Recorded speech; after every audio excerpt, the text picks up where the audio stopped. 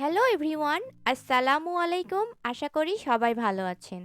আমার আজকের রেসিপি হচ্ছে কনভেকশন মাইক্রো ওভেনে তৈরি পাউন্ড কেকের রেসিপি। যাদের বাসায় মাইক্রো ওভেন আছে কনভেকশনওয়ালা, তারা কিন্তু এই কেকটি অনায়াসে এত সুন্দর করে বানাতে পারবেন।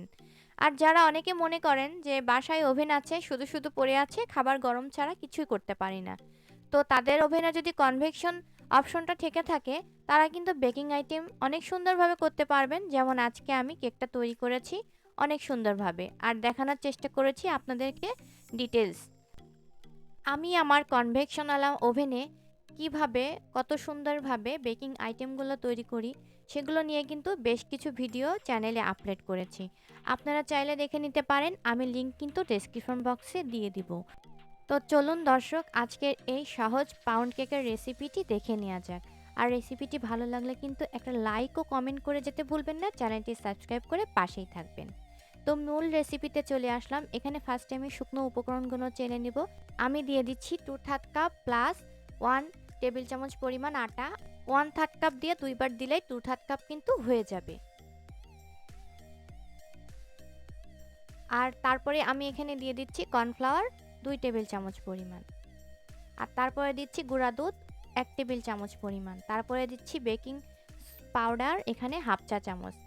আর এখন এই চালনি থেকে আমি শুকনো উপকরণগুলো ভালো করে চেলে নিলাম। আর এখন এগুলোকে আমি একসাথে করে মিশিয়ে নিচ্ছি। আর এখন এটাকে সাইডে রেখে দিচ্ছি। আর এখানে আমি নিয়েছি রুম টেম্পারেচারে থাকা 2টা ডিমের সাদা অংশ। এখন এটাকে আমি হালকা বিট করে নিচ্ছি। বিট করে নিয়ে এভাবে সাদা অংশ ফোমের মতো হয়ে আসলে তখন আমি এখানে দিয়ে দিচ্ছি চিনি। আর চিনি এখানে আমি দিচ্ছি 2/4 কাপ পরিমাণ। মানে এখানে 1/4 কাপকে দুইবার করে দিলেই কিন্তু 2/4 কাপ পরিমাণ চিনি দেওয়া হয়ে যাবে। তো আমি এটাকে 3-4 বারে মিশিয়ে নিয়েছি। তো মিশিয়ে নেওয়া হয়ে গেলে এখানে আমি ডিমের কুসুমের অংশ 2টা দিয়ে দিলাম। আর দিয়ে আমি হালকা কিছুক্ষণের জন্য বিট করে নিলাম। তো বিট করে নেওয়া হয়ে গেছে। এখন আমি এখানে দিয়ে দিচ্ছি ভ্যানিলা এসেন্স হাফ চা চামচ পরিমাণ। আর তারপরে দিয়ে দিচ্ছি 1/3 কাপ পরিমাণ তেল। আর এই তেলটার পরিমাণ কিন্তু কম বেশি করা যাবে না। আমি এখানে তেল দিয়েই কেকটা বেক করব। আপনারা চাইলে এখানে যেহেতু বেকারি স্টাইলে পাউন্ড কেক তৈরি করছি, আপনারা এখানে সম পরিমাণ বাটারও দিয়ে দিতে পারেন। তো বোলটা ছোট ছিল, এই জন্য আমি একটি বড় বোলে মিশ্রণগুলো ট্রান্সফার করে নিলাম। আর এখন আগে থেকে চেলে রাখা শুকনো উপকরণগুলো দিয়ে আবারও মিশিয়ে নিচ্ছি। তবে এখানে অন্যান্য কেকের মতো কিন্তু পাউন্ড কেকটাকে বেশি হালকা হাতে না মেশালেও চলবে। তারপরে দিয়ে দিলাম 1 চিমটি লবণ। তারপরে দিয়ে আবারও এগুলোকে একত্রে মিশিয়ে নিলাম। আর অপরদিকে মেশানো হয়ে গেলে এখানে আমি একটি মোল্ড নিয়েছি, আর তাতে আমি অয়েল ব্রাশ করে নিচ্ছি। আর আজকে আমি এর উপরে কোনো প্রকার কাগজ বা বেকিং পেপার দিব না, এখানে আমি কিছু আটা দিয়ে দিলাম। আর যে তেল দিয়েছিলাম তেলের সাথে আটাটা কিন্তু ভালো করে চারিদিকে ঘুরিয়ে ঘুরিয়ে লাগিয়ে নিলাম। তারপরে আমি কেকের যে মিশ্রণটা বানিয়ে রেখেছিলাম, তো সেটা আমি এখন মোল্ডের মধ্যে দিয়ে দিলাম। তো এতে করে কেকটা যখন হয়ে যাবে তখন কিন্তু মোল্ড আউটটা খুব সহজেই হয়ে যাবে। তো কেকের মিশ্রণটা দেওয়া হয়ে গেলে এখন আমি বাটিটাকে ধরে একটু ট্যাপ করে নিচ্ছি যাতে করে এয়ার বাবলসগুলো চলে যায়। আর এখন একটি স্প্যাচুলাকে একটু ভিজিয়ে নিয়ে আমি বেকারি স্টাইলে কেক যেহেতু বানাবো, সেহেতু মাঝখান থেকে এইভাবে দাগ কেটে নিলাম যাতে করে বেক হওয়ার পর একটা সুন্দর দাগ আসে। আর এখন আমি কনভেকশন মাইক্রো ওভেনে যে কনভেকশনে টাচ করে তারপরে সিলেক্ট অপশনটা ক্লিক করে দিলাম। তারপরে দেখুন 180-তে আমি প্রিহিট করতে দিয়েছি 5 মিনিটের জন্য।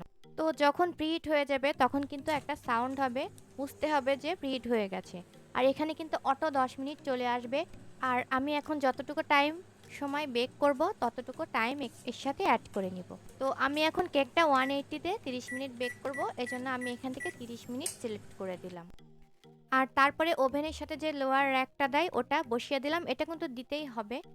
আর তারপরে আমি এখন কেকটা দিয়ে দিব এই স্ট্যান্ডের উপরে। আর দেওয়ার পরে আমি ওভেনের ঢাকনাটা বন্ধ করে দিলাম। আর এখন আমি স্টার্ট বাটনে টাচ করে দেব।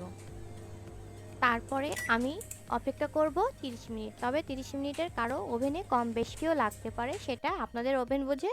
তবে আপনারা 25 মিনিট থাকতেই কিন্তু একটু চেক করে দেখবেন।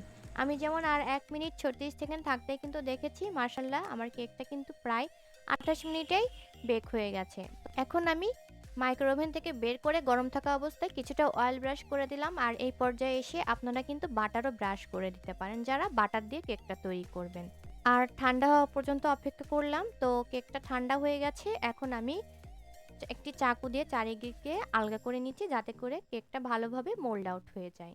তো এখন আমি কেকটা ভালোভাবে মোল্ড আউট করে নিলাম। এই যে দেখুন, কেকের ভেতরে কিন্তু অনেক সুন্দরভাবে মোল্ড আউট হয়ে গেছে। আর কেকটা মাশাআল্লাহ অনেক সফট হয়েছে।